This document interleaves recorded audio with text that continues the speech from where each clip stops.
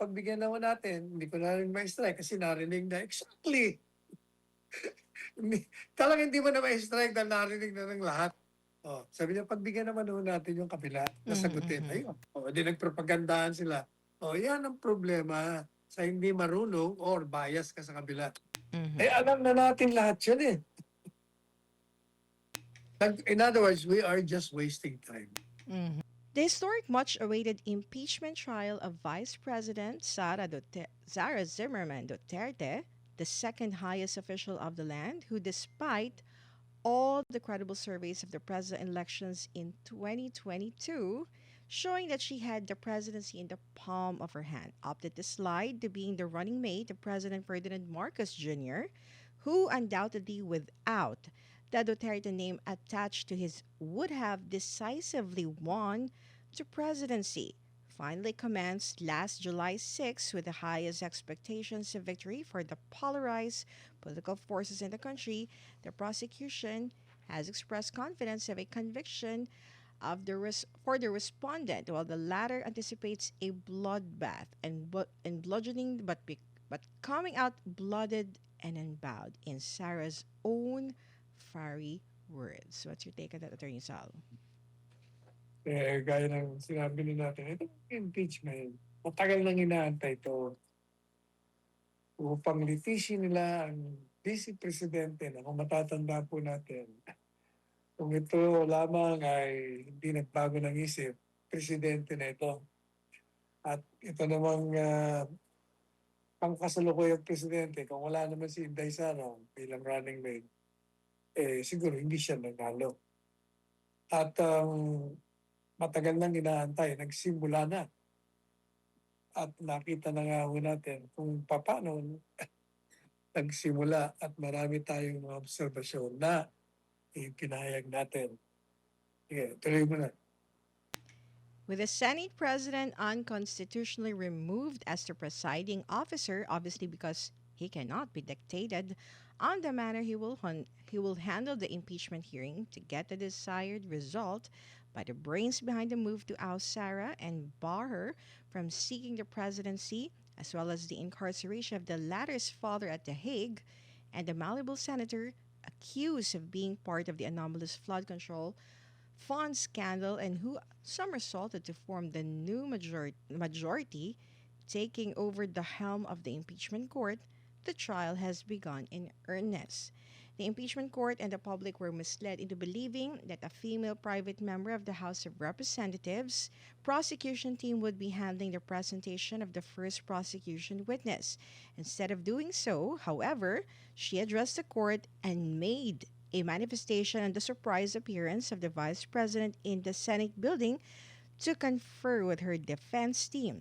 She pushed for VP Sarah's appearance in court and announced that the prosecution team would call her as a hostile witness. The manifestation was not only unnecessary but improper as well. Apparently, apart from using the deception to slam VP Sarah, the female lawyer just wanted to get media mileage and flaunt her role as part of the prosecution team. That's their take on that, Attorney Sal. Nung nagsimula ko yung trial, unang-una, tinanggal nila yung dapat na mag-preside si Senador Gatchalian. Sapagkat siya inaalal na Senate President at sa ating saligang batas ay pakaliwanag naman na ang Senado ay ang impeachment court. Sino bang head ng Senado? Kung hindi si Gatchalian na nahalal ng 13 boto. Kung siya yung Senate President at ang impeachment court ay ang Senado, di dapat siya ang presiding officer. At yan naman ang sinasabi ng saligang batas. Ang general rule, lahat ng impeachment trial ng impeachable officers ay gagawin ng Senado as an impeachment court with the Senate President as presiding officer. Ang exception to the rule lamang ay kung ang presidente ang nililitis. Yan ang exception to the rule. Maliwanag yun ng Chief Justice. Pero ganun pa man, Ang tanong niya, bakit ba pinalitan? Bakit pinalitan si Gatchalian? Kasi, alam niyo yung si Gatchalian, kung titingnan niyo mga kilos nito, hindi ito basta sumasama sa Agos eh. May sarili siyang paninindigan. Yung utak behind yung impeachment, hindi ubra sa kanya yun. Kaya, ayun, ang nakuha, yung may kaso na madaling kapitahan. At nagsimula na nga, nakita natin kung paano itong bagong presiding officer nagpakita at this early, either ito bias sa defense team o Inday Sara. Hindi niya alam ang regla. Bakit kano? Unang-una, kung matatandaan nyo, in-announce ng defense o ng prosecution ng unang hawak ng kaso ay isang babaeng abogada. Yung mga abogada na, naku, nung mga panahon ni Duterte, grabe ang sip-sip niya kay Duterte. In-announce, di akala namin siya magpipresenta. Mga nanonood ng unang witness, yung NBA agent. Yung pala, tatayo lang siya doon at magpapahayag ng kung ano-ano, madalit sabi, nagpropaganda. Binabanatan niya si Inday Sara kasi dumating nung araw na yun at hindi naman sa mama sa loob ng hukuman. At kung ano-ano mga pinagsasabi na doon, ano ba, paatin ba yan o hindi? Mga useless na pahayag. Mga paano lang, para lang may pakita sa publiko na parte siya ng prosecution team. Ginamit lang talaga yung plataformang yun. At sinabi niya na, gawin namin itong hostile witness. Unang-una, yung pagiging hostile witness siya, hindi ko nga nakakasiguro noon kasi ang akusado ay hindi mo pwedeng gawing testigo at magpapayag siya ng laban sa sarili niya. Yan yung regla yan.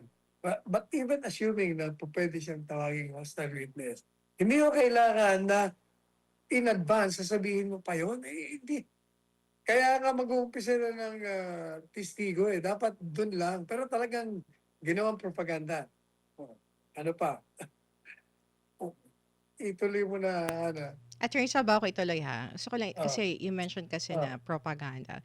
Kung ikaw yung presiding officer and or the Senate President at nakita mo propaganda na yung ginagawa nung nagsasalita nung sa statement niya before introducing yung witness, may eh, kapangyarihan ka to stop her. of course. Kaya Mhm. nga presiding eh. To Mhm. preside and to control the proceedings. Ang problema, wala nga eh. Either nga bias itong taong ito, o kaya hindi niya alam ang regla, hindi niya alam ang rules. Which one? The presiding officer or the Senate Oo, President? yung Both. presiding officer, yung si Cheese, Escudero. Mhm. All Dapat right. in-stop niya yun eh. Dapat, Mhm. like for instance, yung nagsalita yung babae, hindi naman pala siya at magsasabi, hindi naman pala ikaw, alis ka na dyan. You're out of order. Sino mag-handle? Umpisahan nyo na. Ganun dapat yun. Dapat stricto ka doon pagdating sa mga Mhm. rules. Mhm. Kasi ginagawa mong plataforma para magpakilala ka lang, magpaporma ka doon, mag-grandstanding ka, babanatan mo pa yung respondent. And the only way to show to the people that the respondent is guilty, mag-present ka through the witness. Hindi ako ano nung pinagsasabi mo doon. Mhm.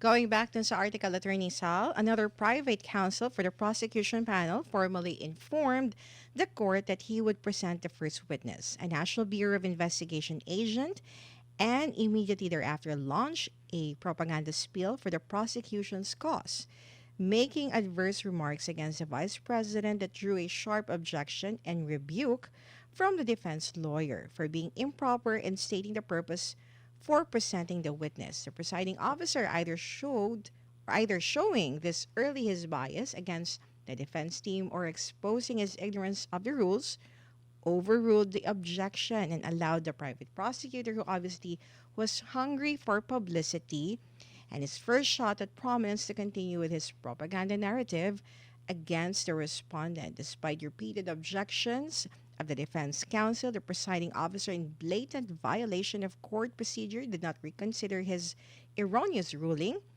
and incredibly gave the stupid reason that he would like to hear the private counsel's peroration before he would decide to strike it out from the record, forgetting that allowing the improper remarks to be made would make its removal from the record useless, as the millions of people watching the live television and online coverage of the event have already heard the offending and inappropriate statements. Realizing his unforgivable procedural error, the presiding officer had to allow the defense team to make its own rebuttal, thus converting the impeachment court into a propaganda proceeding. Attorney Sal? Oo, kagaya niyan, kagaya niyan. Yung una, nagpo-propaganda na yung isa. Ginamit na lang yun. Ina-announce na siyang magpipresent. Yung pala, magmamanifest lang siya doon. Dapat, hininto niya. Hindi niya hininto, pinabayaan niya. Yung pangalawa naman, pareho nung isa, mukhang ngayon lang kasi siya siguro may lalathala sa publiko, nandun ang mga camera. Pagkakataon magpasikat. Aba, sa lahat na, kasi pag nagpresenta ka ng ebidensya o testigo, sasabihin mo yung layunin kung bakit mo pinipresenta. Kaya dapat sasabihin mo sa hukuman, kagalang-galang na hukuman, ito pong testigo ito ay pinipresenta namin upang probahan ang mga sumusunod. Abaya, ang unang banat niya, mga kababayan, ako, nag-speech na, walang tinamaan ng magaling. Hindi siya object kagad yung kabila. Objection! Ay, proper yan. Naku, ito namang si presiding officer, teka, sabi niya, pakinggan mo na. Hindi, nag-argue na sila doon. Pakinggan muna natin kung anong sinasabi niya. Saka na ako magro-rule. Ay, kung hindi ka ba naman, ayokong gamitin sa ano yung stupid, pero Wala, nasa article mo na. nandun na ako Kasi tingnan nyo bakit mo papabayaan magsalita muna bago mo iisipin, magde-decide ka, natatanggalin. Pinapakinggan na ng buong bansa, ng buong mundo. Ano ba naman yan? Diyos ko naman. Paano naman hindi ka mayayamot, maboboard, aantukin ka talaga, mayayamot ka. O kaya, makikita mo natin na mali. Dapat yun, immediately, in-stop niya yon. Ang ginawa niya, pinabayaan niya. Madalit sabi, nung medyo napulaan siya ng isang senador, itong isang ginawa niya, or na-realize niya on his own, mali yata. Kasi pinabayaan mo magpropaganda yung isa. Kaya sabi niya, dahil napagbigyan naman natin, hindi ko na rin ma-strike kasi narinig na exactly. Talagang hindi mo na ma-strike dahil narinig na ng lahat. Sabi niya, pagbigyan naman natin yung kabila, nasagutin. Ayun. Di nagpropagandahan sila. Yan ang problema sa hindi marunong or bias ka sa kabila. So, in other words, Attorney Sal, ang first week ng impeachment trial ay more on political statements than yung pagbibigay ng merits sa ebidensya. Yes, yan ang nangyayari. Mhm. Alam na natin lahat yun In other words, we are just wasting time. Mhm. And you are taxing the patience of the people watching the event.